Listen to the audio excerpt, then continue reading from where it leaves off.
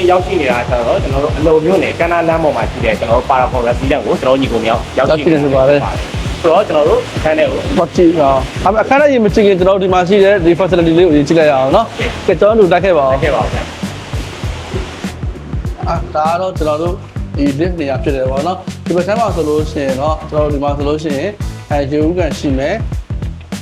အဲ့တော့သူ့ရဲ့ဒီရေဦးကန် space နေတာပေါ့နော်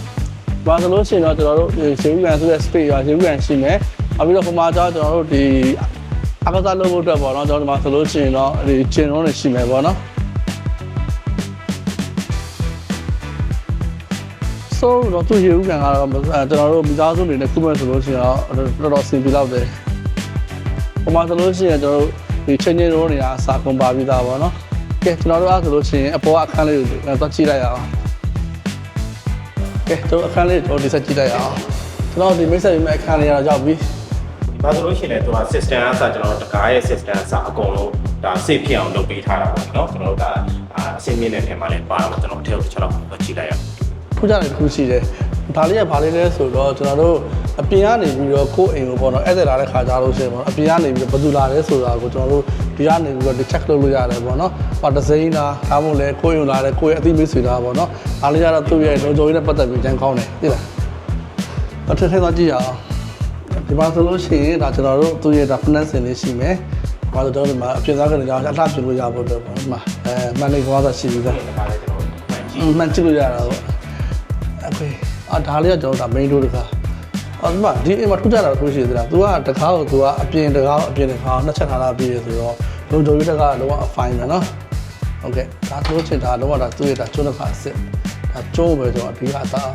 းကျွန်းတကားကိုပဲအဓိကသုံးထားပြီးတာပေါ့နော်အဲခဲမှာဆိုလို့ရှိရင်ဒါသူ့ရဲ့ဒီကျွန်းပတ်ကေးတွေပဲ तू ကအဓိကထားအသုံးပြုထားပြီးတာပြီးတော့ချင်းကြည့်တာကကျွန်တော်အဝင်တော့မှာဆိုလို့ရှိရင်လည်းကျွန်းတကားသုံးထားပြီးတယ်တိန်လုံးကလည်းကြည့်လိုက်ပါလားအကုန်လုံးကဒီကျွန်းတွေကြီးပဲဝါ view ကတော့တကယ် river view အစ်စ်ကိုတော့ရရှိတယ်။ပြောချင်တာ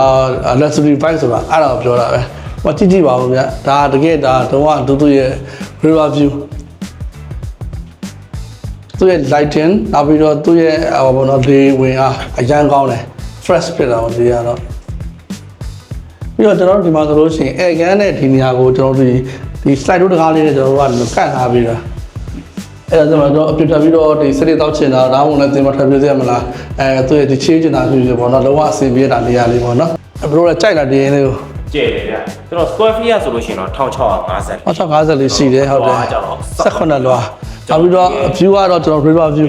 ရတယ် river view လုံးဝအနည်းဆက်ဆုံးပေါ့နော် river view ရဲ့အနည်းဆက်ဆုံးကိုကျွန်တော်တို့ခံစားရမှာလည်းဖြစ်ပါတယ်နောက်ပြီးတော့ကျွန်တော်ဒီခန်းရဲ့အဖွဲ့အစည်းကကျွန်တော်2 bedroom မှာ1 master 1 singleကျွန်တော်ဒီအနောက်မှာဆိုလို့ရှိရင်ကျွန်တော်ဒါ TV စင်အားစလုံးဝအကျယ်ကြီးလုံးဝခန့်ခန့်ပေါ့နော်ထားပေးထားတာကုန်ပါဘူးဆို Android ညာစအကုန်လုံးတခါလေးပြင်ဆင်ပြီးသားအဲ့တော့ဆိုတော့ကျွန်တော်တို့ဘရုံလေးတစ်ချက်တော့ကြည့်လိုက်ရအောင်အဲ့ကမ်းမှာစားတွေ့ရသူ့ရဲ့ဒီကိကပိနကစားကုန်ပါဘူးသားနော်ကဲကျွန်တော်တို့ခန်းထဲဝင်ကြည့်လိုက်ရအောင်ဝင်ကြည့်လိုက်ရအောင်ရောက်ရှိတာက master bedroom ပေါ့နော် master bedroom ကကျွန်တော်တို့ဒီ lighting တော့ကပဲဘာဝလိုက်ခင်တယ်လို့တော်လေးတွေကိုပြောရမယ်ပေါ့နော်။မကြည့်လေ။ဘာလဲသူ့ရဲ့ဒီလေဝင်အောင်လို့ကြည့်လိုက်အောင်။အားလုံးကဒါ fresh ပဲ။အဲဆိုတော့ဒီမြစ်ပြင်ကိုဖြတ်ပြီးတော့တိုက်လာတဲ့လေကပြောမယ်ဆိုလို့ဒါလုံးဝဒီ fresh ဖြစ်နေတဲ့ဒါလေပေါ့နော်သိမလား။တို့အပြင်မှာရောက်နေတဲ့လေနဲ့လုံးဝမတူဒီဟာလေ။အဲတော့သူကမြစ်ကိုဖြတ်လိုက်ပြီဆိုသူ့ရဲ့ခြေပုံလေးတွေကတော့ပါလာတယ်ဆိုတော့လုံးဝ fresh ပဲ။လက်ရှိဒါကျွန်တော်ရောက်နေတဲ့ခန်းကတော့ဒါ master room ပေါ့နော်။ဟောဟုတ်ကဲ့ဒါလက်ရှိကျွန်တော်ရောက်နေတဲ့ခန်းဒါ master room ခန်းဖြစ်တယ်ပေါ့နော်အဲဒီမှာဆိုလို့ရှိရင်သူကဒီညမှာဆိုလို့ရှိရင်ကျွန်တော်ဒါဆိုလို့ပါပေါ့ဒီသူ့ရဲ့ကတင် queen side တော့ထားလို့ရအကြီးကြီးလေထားလို့ရတယ်ဟုတ်ကဲ့နောက်ပြီးတော့တော်ဒီမှာထူးခြားတာကဒါသူ့ရဲ့ဒါဟိုဟာဝတ်စားပြီးတော့ဟိုကျဲကြီးပဲဟိုမှာကျွန်တော်ဝတ်စားတွေဒီချိန်ဖို့အတွက်သူ့ရဲ့ဘီရိုထူးခြားတာတစ်ခုရှိရသိလားဟုတ်ဘာလဲဆိုတော့ကျွန်တော်တို့ဟိုဒီ make up တွေမှာအလှပြန်ပြင်ဖို့အတွက်ကျွန်တော်တိတက်အခန်းလေးတစ်ခုသူ့နေနဲ့ဖွဲ့ထားပေးတယ်ဒီဘက်နောက်မှာအော်ဒီခန်းလေးကတော့ကျွန်တော်တို့ဒီ make up တွေပဲအလှပြင်တာတို့ဟိုစားလဲတာတို့ပေါ့နော်ဒါဒီတိတက်နေရလေးပေါ့နော်ဒီမှာဆိုလို့ရှိရင်ကျွန်တော်တို့ဒီ make up သုံးဆောင်ပစ္စည်းဒါမှမဟုတ်ခိုးရက်တွေလက်ဝတ်ရတနာတွေတီထည့်မယ်ဒီမှာအလှပြင်မယ်နောက်ပြီးတော့ဒီမှာဆိုလို့ရှိရင်သူ့ရဲ့အဝတ်စားတွေဒီမှာဆိုလို့ရှိရင်ဒီခိုးချိတ်ဖို့အတွက်အဝတ်စားတွေချိတ်တဲ့တက်တန်းနေရာစခုံပါပြီးသားနောက်ပြီးတော့ဒီမှာဆိုလို့ရှိရင်လည်းသူရတာဗီဒီယိုကစပုံပါပြီးသားပါနော် ကြည့်လို့ရလားအော်ရတယ်ဥပါပြီသားဗီဒီယိုတွေတော့မထည့်တာပဲသိလား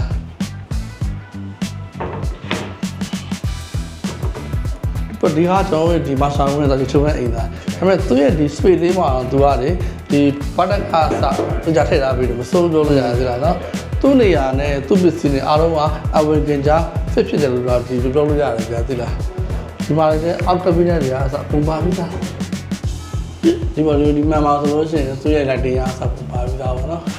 အဲဒီချိုးအတွက်လိုက်ခါအစပါပြီးသားခင်ဗျโอเคကဲကျွန်တော်တို့ဒီမှာဆောင်းခန်းလေးကျွန်တော်တို့ပြပြပြီးဆိုတော့နောက်တစ်ခါလေးကြည့်အောင်တွားကြည့်လိုက်ရအောင်ဗျကျွန်တော်တို့အခုဒီ master နဲ့ single ကြားထဲမှာဆိုလို့ရှိရင်တော့ကျွန်တော်တို့ common toilet လေးတစ်ခုကိုကျွန်တော်တို့ထည့်ပေးထားတာတွေ့ရတယ်ပေါ့နော်ဒီ toilet ဘေးနားမှာဆိုလို့ရှိရင်တော့ကျွန်တော်တို့ဒါ single ခန်းကိုကျွန်တော်တို့ဝင်လိုက်ပြီဆိုတာနဲ့ကျွန်တော်တို့ထုံးစံအတိုင်းပဲမြင်တွေ့ရမှာတော့ကျွန်တော် river view ပါပဲပေါ့နော်ကျွန်တော်တို့ဒီအခန်းရဲ့ပတ်ပတ်လည်မှာဆိုလို့ရှိရင်တော့ကျွန်တော်တို့ river view ရဲ့အရာတောင်အပြည့်အဝခံစားရမှာပဲဖြစ်ပါတယ်ကျွန်တော်ဒီမြင်တွေ့နေရတဲ့အရှိမဆိုလို့ရှိရင်တော့ဒါကျွန်တော်တို့ဒီကန်နာလမ်းမကြီးပေါ့နော်ကန်နာလမ်းမကြီးကိုမြင်ရမယ်ဒီနားမှာဆိုလို့ရှိရင်လည်းကျွန်တော်တို့ဘောလုံးကွင်းတွေလည်းရှိရပေါ့လေနော်ဒါ single room သာပြောတာကျွန်တော်တို့ဒါ2ယောက်3ယောက်လောက်အိတ်လို့ရတယ်ပေါ့လေနော်အခန်းအဲ့လိုကျဲတဲ့ထဲမှာတော့ပါတယ်ကျွန်တော်တို့ဒီဘက်ချမ်းမှာဆိုလို့ရှိရင်လည်းဗီဒီယိုကြီးကလုံးဝ high အပြည့်ပဲပေါ့နော်ကျွန်တော်တို့နည်းနည်းချက်ပုံမှာပါရှိတယ်သိလားပေါ်မှာ cabinet ပါသေးတယ် cabinet ပဲ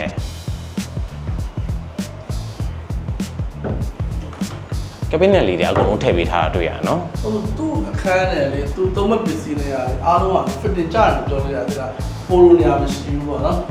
ဒီတော့ဆိုဒီအိမ်ကမှာအိမ်ကကြည့်ဒီချင်မှာတော့ဒီကစ်ချင်းကလည်းကျွန်တော်တို့ဒီမှာသတိထားမိလားတော့မသိဘူးအတွင်းခန်းနေဆိုလို့ရှိရင်တော့ baron ခန်းတွေကလွယ်လို့ကျွန်တော်တို့ဒီတခြားအခန်းတွေအဝင်ဝါမှာဆိုလို့ရှိရင်တော့ကျွန်တော်တို့အကုန်လုံး slide door လေးနဲ့ဆင်ပေးထားတာကိုသတိထားမိတယ်ပေါ့နော်ဒါဆိုလို့ရှိရင်လည်းကျွန်တော်တို့ဒါအဝတ်တွေပါတွေဆိုလို့ရှိရင်လည်း wig short set တွေထားလို့ရတယ်အဝတ်တွေပါတွေဆိုလို့ရှိရင်လည်းလှမ်းလို့ရတယ်ဒီမှာပဲနောက်ထပ်တစ်ခုအနေနဲ့ကကျွန်တော်တို့ kitchen ထဲမှာဟိုပဲဒီမှာဆိုလို့ရှိရင်ကျွန်တော် cabinet တွေပါထည့်ထားပေးတယ်ဗျအခုကျွန်တော်တို့ဒီမှာဆိုလို့ရှိရင်အညော်ရထွက်ဖို့တက်ပေါ့နော်ဒီကားလေးဖွင့်လိုက်ပြီဆိုတော့ကျွန်တော်အပြင်အညော်ရထွက်ဖို့တက်ပေါ့နော်ခဏပေါ့တော့ဆိုတော့ဒီမောက်ပါပြီးတာပေါ့နော်โอเคအဲ့ကျွန်တော်တို့ပါနော်တော့ဟုတ်ပြီဒါဆိုခုလိုကျွန်တော်မိတ်ဆက်ပေးတဲ့အိမ်ကတော်ကြီးလို့တော့ပေးလို့ပါပြီပေါ့နော်ဟုတ်ကဲ့ကိုပြီးတော့ဒီမှာထူးခြားတာထူးရှိတယ်အပါလို့သိလားကျွန်တော်လည်းဝင်ချင်းသတိထားမိတယ်ကိုအပါလေအဲ့ဒါတော့ကျွန်တော်ဒီမှာဝင်တာနဲ့ကျွန်တော်တို့ cabinet တွေကိုတကောင်ဆင်ပေးထားတာကိုကျွန်တော်တွေ့ရတယ်ပေါ့နော်ဒီအခန်းတွေအတွင်းတွေရောအပြင်တွေရောအကုန်လုံးကိုဒါ cabinet တွေပဲပြင်ဆင်ပေးထားတာကျွန်တော်တို့ပေါ့နော်ဒီတိုးရခဲ့ဘူးတဲ့အခန်းရှိတယ်ဒါပေမဲ့ဒီမှာကျတော့ထူးခြားတာကကျတော့လေသူကအိမ်ခန်းမှာလည်းအော် cabinet ပြီးတော့အိမ်ခန်းထဲမှာဆိုလို့ရှိရင်အပေါ် cabinet အောက် cabinet ပြီးတော့အားလုံးကိုသူ့နဲ့ထိန်းထားပြတယ်ဆိုတော့ပြောမဲ့ဆိုလို့ရှိရင်ဒီအိမ်မှာပေါ့နော်ပစ္စည်းပါဆိုတော့ပွားမနေတော့ဟုတ်တယ်ခန်းလေးကသူ့ဟာသူထိန်းထားရုံပဲပေါ့နော်တော့အဆင်ပြေခန်းလေးရဲ့ location ကိုတစ်ချက်ကျွန်တော်တို့ပြန်ပြီးတော့ရှင်းပြပေးပါမယ်ကျွန်တော်ဒီအခန်းလေးကဆိုလို့ရှိရင်တော့ကျွန်တော်တို့အလုံမြို့နယ်ကန္နာလမ်းပေါ်မှာတည်ရှိပြီးတော့ကျွန်တော် Paragon Resident ရဲ့18လမ်းမှာတည်ရှိပါတယ်ကျွန်တော်တို့ square feet အနေနဲ့ဆိုလို့ရှိရင်တော့1654 square feet ရှိတယ်ကျွန်တော်တို့ baron ကဆိုလို့ရှိရင်တော့2 baron ဖြစ်ပါတယ်ကျွန်တော်တို့1 master 1 single ပါကျွန်တော်တို့အခန်းရဲ့ decoration တွေကလည်းအကုန်လုံးပြင်ဆင်ပြီးတာအကုန်လုံးဒါကျွန်တော်တို့ furniture တွေကစအကုန်လုံးထည့်ပေးပြီးတာပေါ့နော်ဈေးနှုန်းတွေကကျွန်တော်တို့14,000နဲ့မှ900ဖြစ်ပါတယ်ဗျအခြားသော interview နဲ့ပတ်သက်ပြီးတော့ထပ်ပြီးတော့အသိဉာဏ်နဲ့ဆိုလို့ရှိရင်တော့ကျွန်တော်တို့ဒီ Trade Property ရဲ့ website ရဲ့ application မှာဝင်ရောက်ပြီးတော့လေ့လာလို့ရပါတယ်ခင်ဗျဟုတ်ကဲ့အဲ့တော့ကျွန်တော်တို့ Trade ရဲ့ဆောင်မှုတိုင်းချိန်နဲ့ချိန်ရှိရင်ချိန်လို့ရပြီ